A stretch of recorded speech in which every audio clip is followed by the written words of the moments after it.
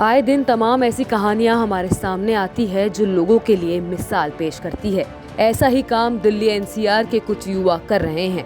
ये युवा अपनी प्रोफेशनल जॉब से वक्त निकालकर रोजाना झुग्गी झोपड़ी में रहने वाले बच्चों को पढ़ाने में वक्त दे रहे हैं ताकि इनका भविष्य संवर सके। ये वो बच्चे हैं जो बेहद गरीब परिवार से हैं और इन्हें स्कूल का एक्सेस नहीं है, जबकि कई ऐसे हैं जिन बच्चों का कोरोना की वजह से स्कूल छूट गया है और ऑनलाइन एजुकेशन के लिए इनके पास संसाधन नहीं है। बच्चागिरी के नाम से चलाई जा रही इस मुहिम में देखते ही देखते कई युवा जुड़ गए हैं।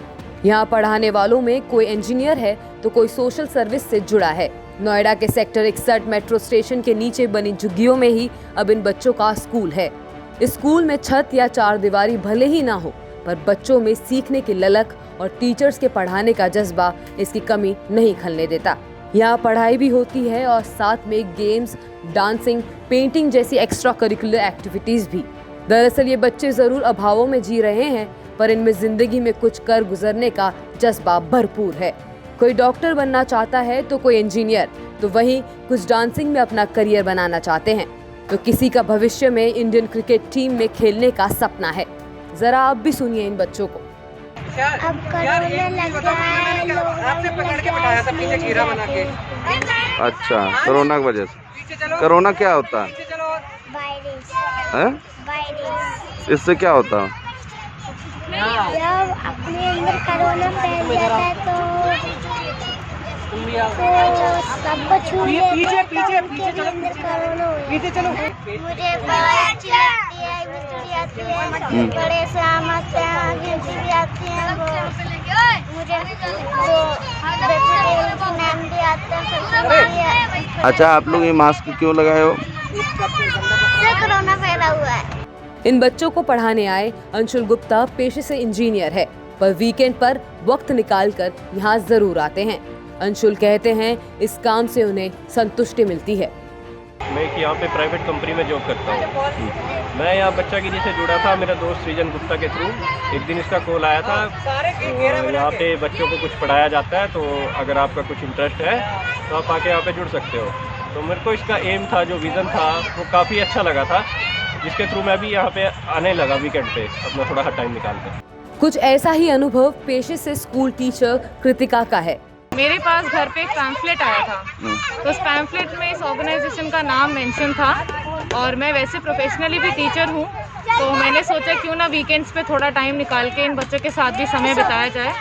तो मुझे मंडे टू फ्राइडे तो नहीं समय मिल पाता है ज़्यादा, पर सैटरडे संडे में मैं 2-2 घंटे निकाल के इन बच्चों के साथ अपना समय बिताने आती हूँ और काफ़ी कुछ अच्छा लगता है। इन बच्चों को भी मुझसे मिलके, मुझे भी इनके साथ अपना समय बिता के, और मैं देख पा रही हूँ पिछले 3-4 हफ्तों में इन बच्चों ने काफ़ी प्रोग्रेस की है।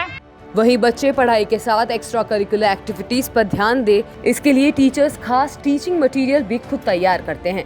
बच्चागिरी में मैं रेगुलर तो नहीं, लेकिन जब ज़रूरत होती है उस हिसाब से क्लासेस लेने आती हूँ। और बैकग्राउंड में जो काम होता है, जैसे कि पेपर वगैरह बनाना हो गया या बच्चों के लिए कुछ मटेरियल प्रिपेयर करना हो गया, वॉलंटियर्स अरेंज करना हो गया, किसी भी तरीके से वो सारे काम थोड़ा बहुत देख लेते हैं। और यहाँ पे हमारा मकसद है एजुकेशन सेक्टर पे काम करना, बच्चों को अच्छी शिक्षा पे काम करना। अच्छा। और सिर्फ शिक्षा ही नहीं, एक ओवरऑल पर्सनालिटी डेवलपमेंट पे काम करना। ऐसा नहीं है कि इन बच्चों को पढ़ाना इतना आसान है। दरअसल झुग्गियों में रहने और स्कूल से दूर रहने की वजह से इन बच्चों में कई तरह के बदलाव नजर आते हैं। यहाँ दिल्ली से पढ़ाने आने वाली सोनिका से सुनिए। जो बच्चे स्कूल जाते हैं वो अवेयर होते हैं पढ़ाई को लेके, अपने आप को लेके, क्योंकि उनको स्कूल्स में ये सारी जो बेसिक्स है वो क्लियर कराया जाता है। लेकिन जो ये बच्चे होते हैं, इनको कुछ हद तक ये नहीं पता होता कि इनकी लाइफ का मकसद क्या है, ज़िंदगी किस तरीके से जीने का आधार है। ये सारी चीज़ें होती हैं, तो इनमें डिफरेंसेस होते हैं। तो हम इन्हीं जो हम वर्क कर रहे हैं, उस वर्क के माध्यम से हम उन बच्चों को उनका जीवन जीने का एक लाइफ स्टाइल, एक तरीका उनको चेंज करना चाहते हैं, उनको अवेयर कराना चाहते हैं कि शिक्षा का मकसद क्या है, शिक्षा की वैल्यू क्या है। फिलहाल इस बच्चागिरी मुहिम में आधा दर्जन टीचर जुड़े हैं, लेकिन अब ये नोएडा के अलावा दूसरे कई जगहों पर भी शुरू हो गया है। इसे शुरू करने वाले सृजन बताते हैं कि शुरुआत में उन्हें कई तरह की चुनौतियों का सामना करना पड़ा, जिसमें सबसे बड़ी चुनौती थी झुग्गी बस्तियों में रहने वालों का विश्वास जीतना। अब सृजन अपील कर रहे हैं, आप भी सुनिए। जो RWAs हैं, हमने उनसे कहा कि आपके घर में जो भी मेड, चौकीदार या आसपास के घरेलू बहुत सारे लोग बच्चे हैं जो नॉन प्रिविलेज्ड हैं, आप लोगों की मदद से आप उन बच्चों को पढ़ा सकते हैं। ये बच्चागिरी का विजन है, ठीक है। सो हमने इस तरीके से सेंटर जसोला और शादरा में भी चल रहे हैं।